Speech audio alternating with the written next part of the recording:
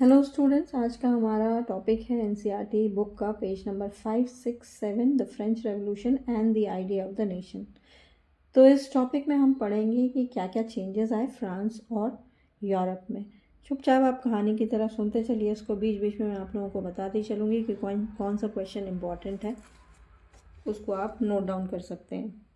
तो इस टॉपिक में हम पढ़ेंगे कि क्या क्या चेंजेस आए फ्रांस और यूरोप में। तो नेशनलिज्म का जो कॉन्सेप्ट या आइडिया था ना, वो फ्रेंच रेवोल्यूशन के साथ आया था 1789 में। फ्रांस पहले एक मोनार्क के कंट्रोल में था।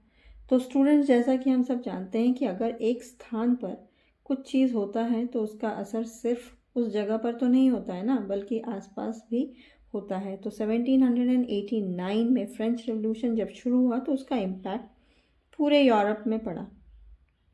1789 से पहले France it was a monarchial form of government, जहाँ पर लोगों को फ्रीडम नहीं था।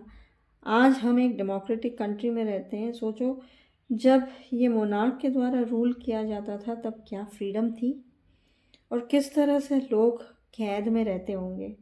आज हमें इन सब चीज़ों को फ्रीडम मिला है, पर फ्रांस में उस वक्त राजा रूल करता था और सारे डिसीजन मेकर भी वही होता था।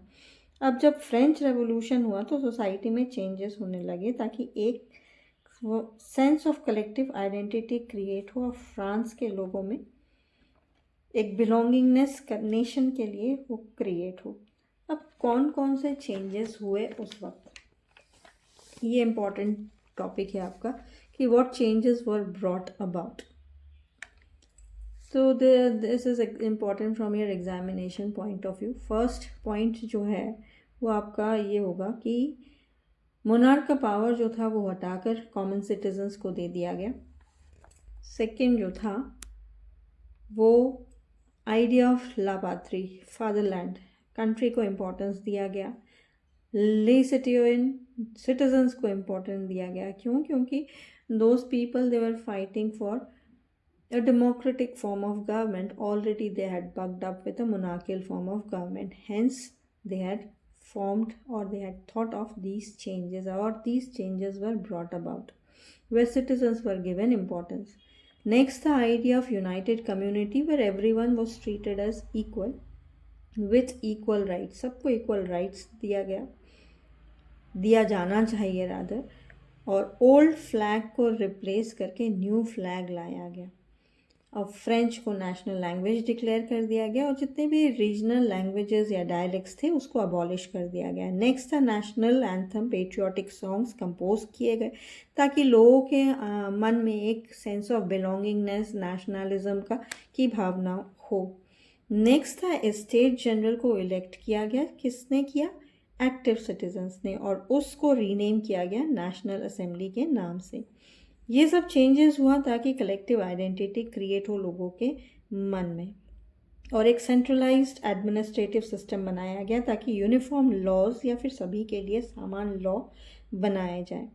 नेक्स्ट था कस्टम ड्यूटीज और ड्यूज जो थे उसको अबॉलिश किया गया और मार्केट में एक uniform system of weights follow किया गया। ये सारे चेंजेस किए गए फ्रेंच रेवोल्यूशन के बाद और फिर डेमोक्रेसी आ गई। ठीक है ना।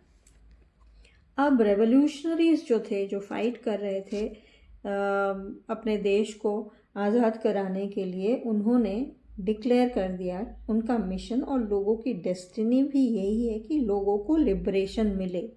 मतलब उनका वन एंड ओनली एम जो था वो बन गया कि फ्रीडम सबको मिलना चाहिए, न फिर फ्रांस में बल्कि पूरे यूरोप में। इसके लिए सबको एक दूसरे का साथ देना होगा टू बिकम नेशंस। ऐसा उन्होंने स्प्रेड करना शुरू कर दिया कि लोग जो हैं एक दूसरे को सपोर्ट करें, एक दूसरे की मदद करें ताकि हम इंडिपेंडेंस ले सकें। और जब ये खबर फैली दूसरे शहरों में तो स्टूडेंट्स और दूसरे मेंबर्स जो थे, एजुकेटेड मिडिल क्लास के लोग जो थे, उन्होंने फैलाना शुरू कर दिया। और लोगों ने तब क्या किया, तो लोगों ने जैकोबिन क्लब सेट करना शुरू कर दिया। अब ये जैकोबिन क्लब जो है वो ये इम्पॉर्टेंट है। अब इसमें ये क्या होता है कि अब इनके एक्टिविटीज़ और कैंपेन्स से फ्रेंच आर्मी के लिए रास्ता बना। और ये जैकोबिन क्लब जो था it helped in establishing French Republic, और इसके लीडर जो थे वो मैक्सिमिलियन रॉबेस्पियर। हम इनके बारे में आगे और पढ़ेंगे, ठीक है। अब ये ज़्यादा दिन तक नहीं चला इनका, और उस वक्त एंट्री होती है नेपोलियन की, जिससे डेमोक्रेसी जो है वो पूरी तरह से हट जाती है और सारे पावर्स जो हैं वो अपने पास कर लेते हैं। डेमोक्रेसी तो हटी, पर नेपोलियन में एडमिनिस्ट्रेटिव फील्ड्स में अच्छा खासा काम किया। अब ये टॉपिक भी आपका इम्पॉर्टेंट है कि नेपोलियन ने क्या क्या चेंजेस किए, what changes were brought about in the French society bye Napoleon. तो इन्होंने अच्छा खासा एडमिनिस्ट्रेटिव चेंजेस किया ताकि सारी चीज़ें जो हैं वो रैशनल हो और एफिशिएंट हो। और उन्होंने एक सिविल कोड ऑफ कॉन्डक्ट, जिसको कि नेपोलियन कोड ऑफ 1804 कहा, उसको इंट्रोड्यूस किया, ठीक है। अब नेपोलियन कोड ऑफ कॉन्डक्ट ये था क्या, ये भी एग्जामिनेशन पॉइंट ऑफ व्यू से इम्पॉर्टेंट है। इसके तहत उन्होंने सारे प्रिविलेजेस जो थे बेस्ड ऑन बर्थ जो थे वो हटा दिए और इक्वालिटी लाया, और लोगों को राइट टू प्रॉपर्टी दी गई, ठीक है। और क्या क्या चेंजेस लाए उन्होंने फ्यूडल सिस्टम जो था उसको अबॉलिश कर दिया, पेजेंट्स को फ्री कर दिया सर्फडम से। सर्फडम मतलब स्लेवरी, जो वो गुलाम बने हुए थे या दास जो बने हुए थे, उस चीज़ से उन्होंने आज़ाद कर दिया। और मेनोरियल ड्यूज जो थे, जो कि प्रॉपर्टी टैक्स वगैरह जो लेवी की जाती थी, उससे उनको पेजेंट्स को मुक्त कर दिया।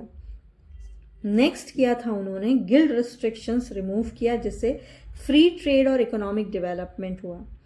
नेक्स्ट ट्रांसपोर्ट और कम्युनिकेशन सिस्टम इम्प्रूव कर दिया, और इसी के साथ पेजेंट्स, आर्टिजन्स, वर्कर्स और न्यू बिजनेसमैन जो थे उनको एक नई आज़ादी की सौगात मिली कि now we are independent and everything is going in the right direction and everything is streamline now. और जो बिजनेसमैन थे, स्मॉल स्केल प्रोड्यूसर्स जो थे, उनको भी रियलाइजेशन हुआ कि uniform laws, standardise weights and measures और कॉमन नेशनल करेंसी होगी तो आसानी से exchange of goods would take place easily.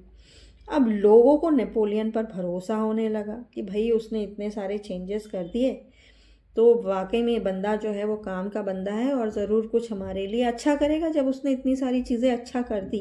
But in reality such things were not in picture. अब उन्होंने क्या किया, उन्होंने नेपोलियन ने टैक्सेशन इंक्रीज कर दिया और सेंसरशिप तो जो थी उसको हटा दी, सेंसरशिप जो थी वो लगा दी।